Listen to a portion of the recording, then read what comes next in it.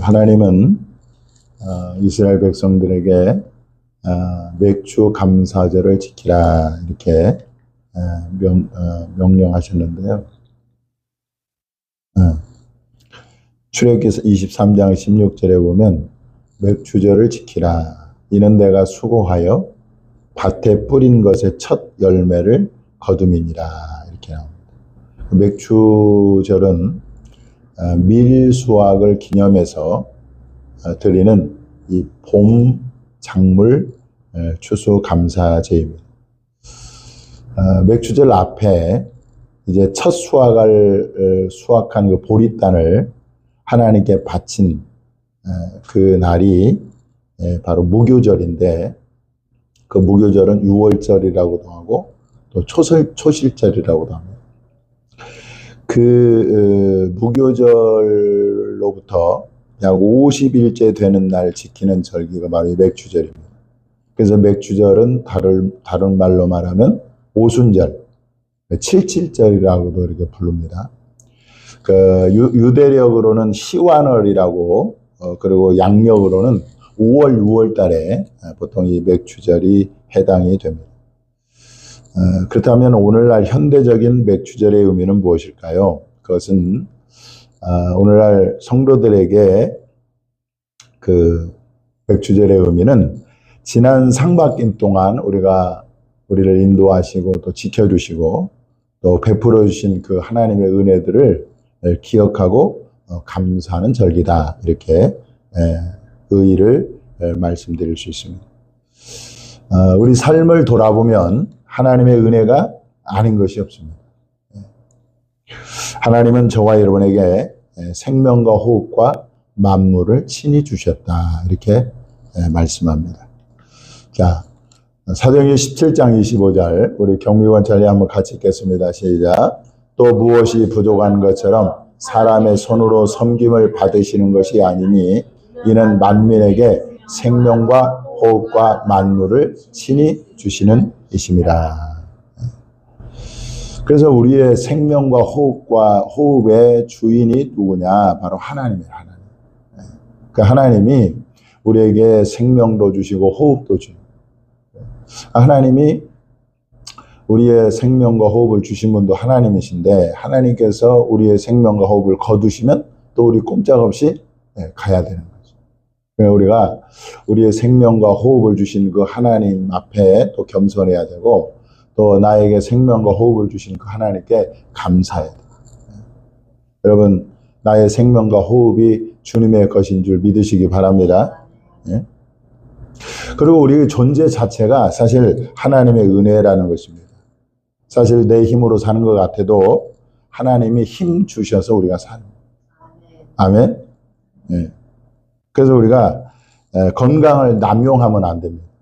내가 건강하다고 막 남용해서 술 먹고 담배 피고 그렇게 자기 몸을 해치는 일은 참으로 하나님께 죄를 짓는 거예요.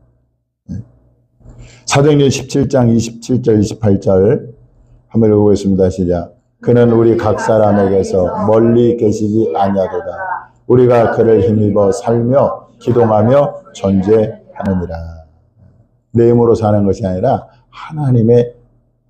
하나님이 나에게 힘 주시고, 또 하나님이 나에게 건강 주셔서 내가 존재하는 걸 잊으면 안 됩니다. 또 하나님은 저와 여러분에게 하늘에서 비를 내리시고 곡식을 주셔서 곡식이 결실하게 하셔가지고 음식과 기쁨으로 만족하게 하셨다. 사도행전 14장 17절에 한번 읽어보겠습니다. 시작. 그러나 자기를 정언하지 아니하신 것이 아니니 곧 여러분에게 하늘로부터 비를 내리시며 결실기를 주시는 선한 일을 하사 음식과 기쁨으로 여러분의 마음에 만족하게 하셨느니라. 하나님께서 우리에게 비를 주시고 햇볕을 주시고 또 결실기를 주셔서 각종 과일도 먹게 하시고 쌀도 먹게 하시고,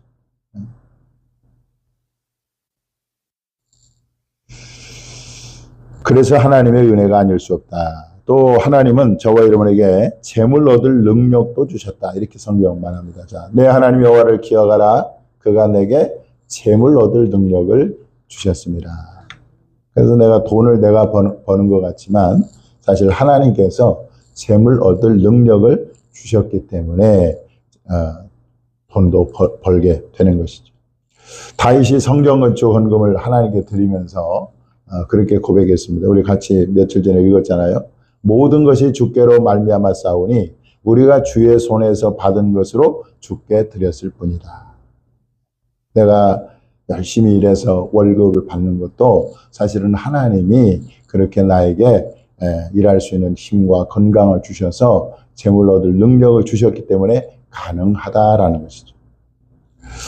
자, 솔로몬은 이렇게 말합니다. 우리가 먹고 마시는 것과 수고함으로 낙을 누리는 그것도 하나님의 선물이라 그럽니다.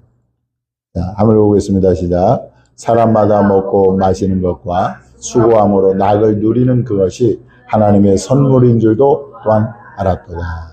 우리가 먹고 마시고 금식하면은요, 이 먹는 즐거움이 얼마나 큰가를 압니다. 그런데 우리가 참 아침, 점심, 저녁 이렇게 매일 먹고 또 마시고 또 수고함으로 우리가 낙을 누리는 그것이 하나님의 선물이라는 선물. 그러니까 하나님의 은혜가 아닌 것이 없습니다. 우리의 삶 전체가 하나님의 은혜인 것이죠. 이것을 잘 노래한 찬양이 은혜라는 찬양인데요. 우리 한번 오늘 내가 있게 된 것은 바로 하나님의 은혜라고 이렇게 고백하는 저와 여러분 될 수 있기를 바랍니다. 자, 맥주 감사절을 지키는 것은 또 우리가 사무엘 선지자의 고백을 하는 것인데 사무엘 선지자의 고백은 이거예요. 자, 한번 읽어보겠습니다. 시작. 사무엘이 돌을 취하여 미스바와 센 사이에 세워 이르되 여호와께서 여기까지 우리를 도우셨다 하고 그 이름을 에베네셀이라 하니라. 여러분들 우리 그 맥주 감사 주일의 의미는 지난 1월 달부터 6월 달까지 돌아보면서 하나님이 여기까지 우리를 도우셨다 이렇게 고백하고 그리고 감사의 기념비를 세우는 것이 바로 맥주 감사절의 의미라고 볼 수가 있습니다.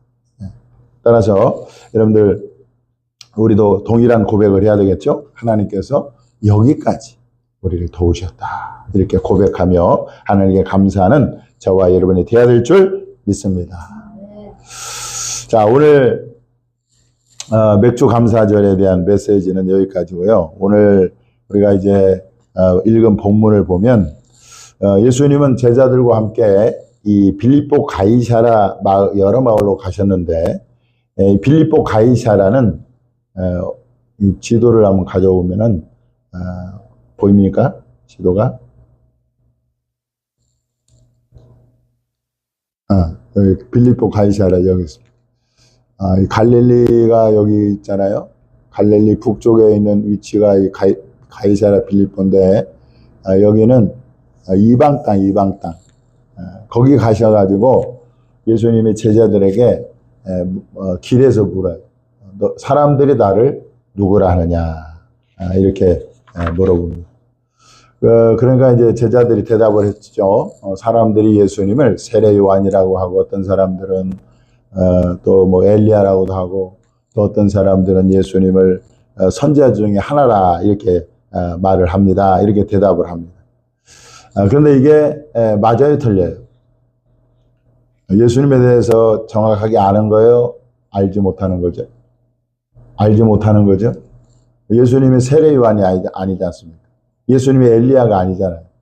예수님이 선지자가 아니잖아요. 그러니까 사람들이 아는 예수님은 정확하게 알지 못하고 있는 거예요. 고향 사람들도 예수님을 정확하게 알지 못했습니다. 예수님이 고향에 갔을 때 예수님에 대해서 아는 것은 그들은 예수님이 목수의 아들이라 이렇게 목수의 아들로 그들은 예수님을 알았다는 거예요. 그래서 고향 사람들이 이렇게 말합니다. 이는 그 목수의 아들이 아니냐. 예수님의 아버지 요셉이 목수 일을 했는데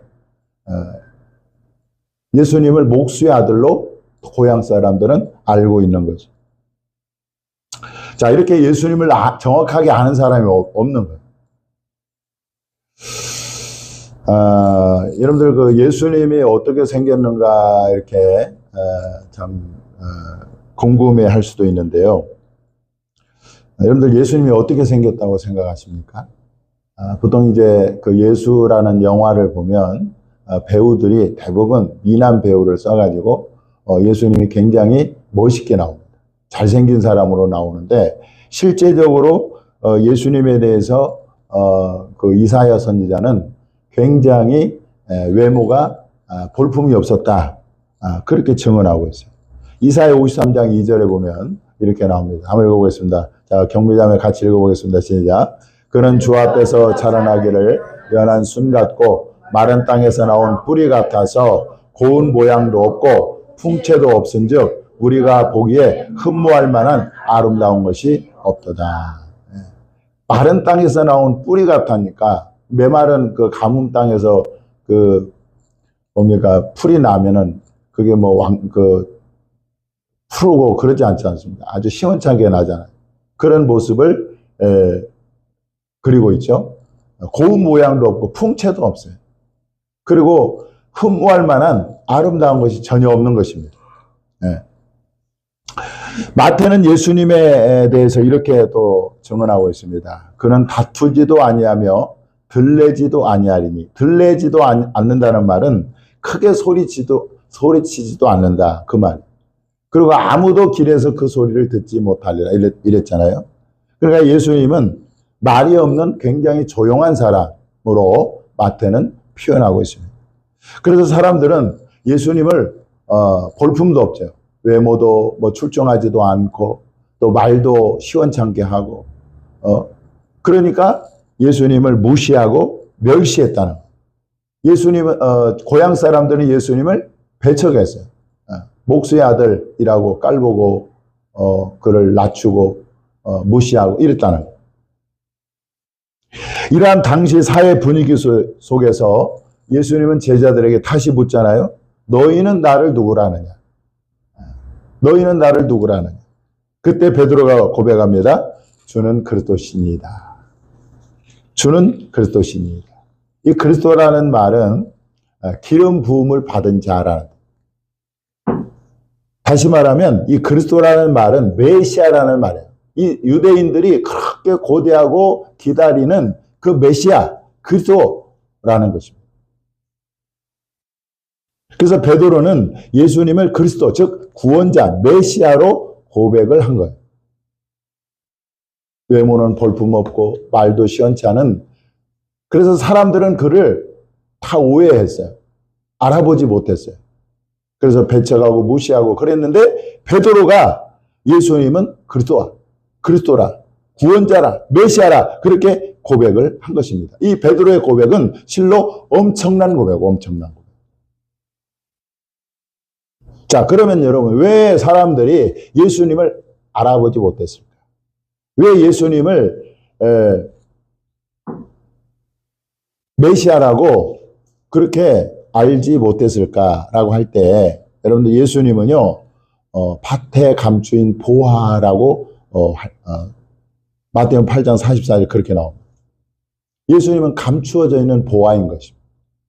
그러니까 사람들이 못 알아보는 거예요. 그 보화를 발견한 사람만 예수님을 알아보는 거예요. 그래서 바울은 예수님을 뭐라고 말씀하고 있냐면 하나님의 비밀이다. 뭐라고요? 하나님의 비밀. 골로새서 2장 2절 한번 읽었습니다. 시작. 이는 그들로 마음의 유한을 받고 사랑 안에서 연합하여 확실한 이해의 모든 풍성함과 하나님의 비밀인 그리스도를 깨닫게 하려 함이니. 하나님의 비밀 그리스도. 여러분들 비밀은요 알 수가 없는 거예요. 하나님의 비밀. 하나님이 그리스도를 깨닫게 해주지 않으면 누구도 예수님을 알 수 없는 것입니다.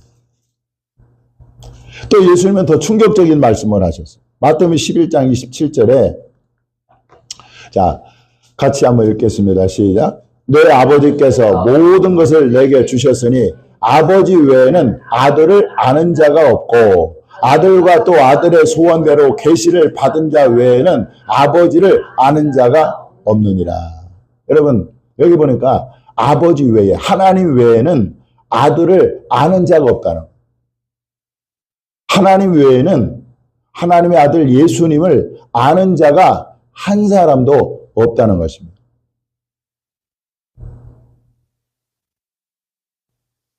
그래서요, 저는 참 오늘날 많은 교회 안에 그리스도인들이 있지만 정말 예수님을 아는가? 성도들이 예수님을 아는가? 저는 모르는 사람이 태반이다 이런 생각이 들어요. 목사님들 중에도 예수님을 진짜 아는 사람이 적다. 저도 지금 수십 년간을 예수님을 믿고 고백하고 있지만 내가 정말 예수님을 아는가라고 할 때 나도 예수님을 잘 모르겠다. 이렇게 대답할 수밖에 없어요. 자, 그러면 이 베드로는 예수가 그리스도인지를 어떻게 알았을까? 이게 궁금하죠. 아까 제가 답을 드렸습니다. 베드로는 그 사람들이 무시하고 멸시하고 알아보지 못한 그 예수님을 어떻게 그리스도, 예수님이 메시아로, 예수님이 구원자로 그렇게 고백할 수 있었을까? 라고 할 때 여러분 동일한 기사를 기록하고 있는 마태복음 16장에 보면 예수님의 그 베드로의 고백을 들으신 예수님이 뭐라고 말씀하느냐 이렇게 이야기합니다. 마태복음 16장 17절에 자 읽어보겠습니다. 시작. 예수께서 대답하여 이르시되 바요나 시몬아 내가 복이 있도다. 이를 내게 알게 한 이는 혈육이 아니요 하늘에 계신 내 아버지시니라. 할렐루야. 예수님이 그리스도 구원자 메시아라는 것을 알게 한 이가 베드로가 공부해서 그렇게 고백한 것이 아니라 하나님이 알게 하셨다. 하나님. 그래서요, 여러분 예수님을 알 수 있는 방법은 다른 것이 아닙니다. 하나님이 예수님을 우리에게 알게 해주셔야 해요. 그래야 예수 그리스도를 우리가 알게 되는 것입니다. 만약에 하나님이 예수님을 우리에게 계시해 주시고 알게 해주지 않으면 우리는 누구도 예수님을 알 수가 없어요.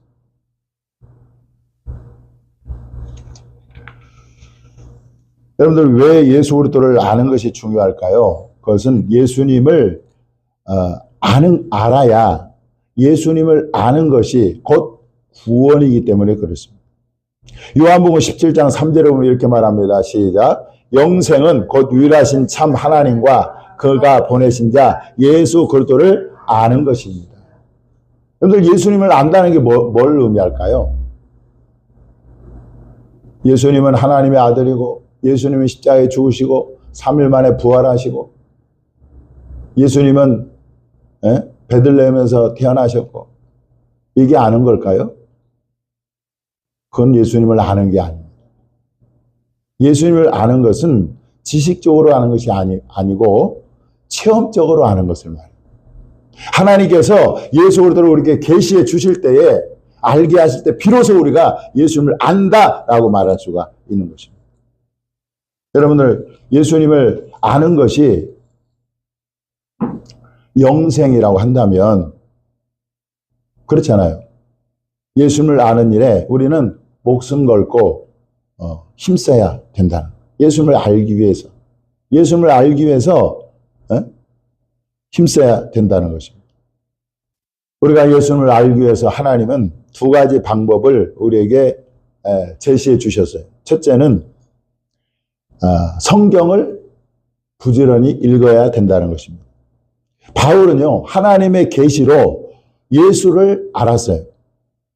그래서 그는 자신이 알게 된 예수님을 성경에 기록해 놓았다. 그렇게 말하고 있습니다. 에베소서 3장 3절 4절 한번 읽어보겠습니다. 시작. 곧 계시로 내게 비밀을 알게 하신 것은 내가 먼저 간단히 기록함과 같으니 그것을 읽으면 내가 그리스도의 비밀을 깨달은 것을 너희가 알 수 있으리라.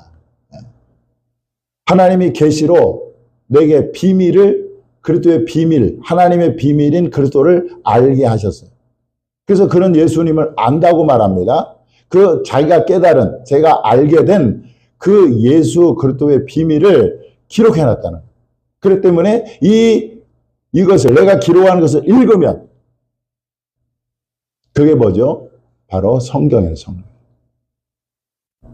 성경을 읽으면 내가 그리스도의 비밀을 깨달은 것을 너희가 알 수 있으리라. 그렇게 말씀하고 있어요. 내가 예수님을 알려고 하면 여러분 성경을 부지런히 읽어야 돼요.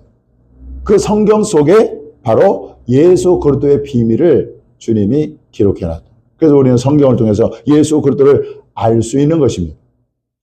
예수님도 말씀합니다. 요한복음 5장 39절에 읽어보겠습니다. 시작. 너희가 성경에서 영생을 얻는 줄 생각하고 성경을 연구하거니와 이 성경이 곧 내게 대하여 증언하는 것입니다. 그래서 성경을 읽다가 거기서 예수님을 만나는 것입니다. 예수님을 알게 되는 거예요. 예수님을 알아야 여러분 구원을 받고 영생을 얻게 되는 것입니다. 지식적인 알면 그건 구원을 얻는 지식이 아니에요. 우리는 예수님을 체험적으로 아는 지식이 있어야 된다는 거예요. 그 다음에 두 번째로는 하나님의 은혜의 보좌 앞에 나가서 하나님을 알게 해달라고 하나님께 기도해야 돼요. 여러분들 베드로가 예수님이 그리스도라는 걸 어떻게 알았어요? 하나님이 알게 해주셨다고 예수님 말씀하고 있지 않습니까? 그러니까 우리가 예수님을 알려면 하나님 앞에 나가서 그 독생자 예수 그리스도를 알게 해달라고 하나님께 기도해야 합니다. 하나님을 내게 계시해달라고 하나님께서 내 속에 나타내 주시도록 하나님께 기도해야 된다. 그 기도할 때 주님이 간구하고 기도하는 그 성도들에게 예수님을 계시해 주시고 알려주시고 나타내 주셔서 우리로 하여금 예수님을 알게 하신다라는 것입니다.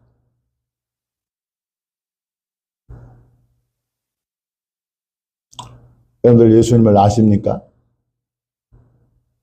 하나님의 계시로 인해서 하나님이 알게 하시는 것으로 인해서 정말 예수님을 체험적으로 알고 있습니까? 그것이 아니라면 여러분 예수님을 알기 위해 힘쓰시기 바랍니다. 저는요 목회자라고 하지만 내가 정말 예수님을 아는가라고 할 때 예수님을 모르겠어요. 신학을 7년을 공부하고 지금 목회를 20년 넘게 하는데 도대체 예수님이 어떤 분인가? 정말 내가 아는가? 신학적으로는 알죠. 지식적으로는 알아요. 그러나 정말 내가 예수님을 체험적으로 아는가? 라고 할 때 난 아직도 예수님을 모른다라는 생각이 듭니다. 그래서 요즘 저의 기도 제목은 뭐냐? 하나님, 예수님을 나에게 나타내 주시옵소서. 예수님을 내게 알게 해 주시옵소서. 예수님을 나에게 계시해 주시고 그야말로 예수님을 내가 알고 예수님을 얻고 내가 예수님께 속하고 예수님의 것으로 인쳐 주시옵소서. 이것이 저의 기도 제목. 여러분 같이 오늘 베드로가 하나님이 알게 해주심으로 예수가 그리스도라고 고백한 것처럼 이 고백이 정말 우리가 체험적으로 알아서 예수님이 나의 참 구주요 메시아요 구원자라고 고백하는 저와 여러분이 될 수 있기를 바랍니다. 기도하겠습니다.